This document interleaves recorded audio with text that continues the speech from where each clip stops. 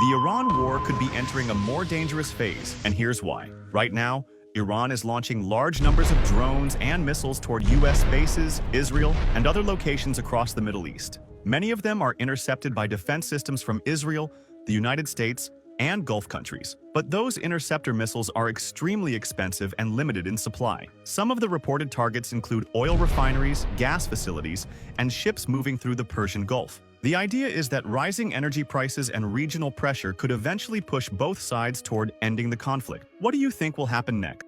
Israel has targeted Iran's oil refineries and fuel storage sites for the first time, triggering huge fires and thick smoke over parts of Tehran. At the same time, a suspected drone strike hit a government building in Kuwait, causing a major fire. Meanwhile, the Israeli military says it will track any possible successor to Iran's former supreme leader. Donald Trump also claimed the United States disabled 42 Iranian ships in just 6 days, saying Iran's Navy, Air Force, and communication systems have been heavily weakened. Tensions across the Middle East are continuing to rise, and many fear the conflict could spread further. Iran claims to have shot down 9 U.S. drones, and the Strait of Hormuz is still closed. Iran is now warning that any commercial ship attempting to pass will be destroyed. Meanwhile, Iran launched its most powerful missiles, the Khyber-Shikan and Khorramshahr, directly at Israel. At sea, Iran deployed explosive-filled drone boats, targeting a ship in the Persian Gulf. This conflict is expanding fast, and the Strait of Hormuz remains a flashpoint for the global oil supply. The world can no longer afford to look away. What happens next could reshape the entire region.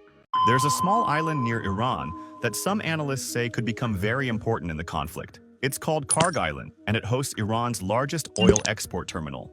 Nearly 90% of Iran's oil exports pass through this single island, making it a key part of the country's economy. However, the island sits very close to Iranian territory, which would make any operation there extremely difficult. What do you think could happen next? The UAE Ministry of Defense says its air defenses intercepted and destroyed several missiles and drones launched from Iran. Sirens sounded across the country as emergency protocols were activated.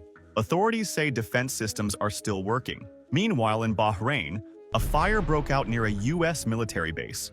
Emergency teams are working to control it.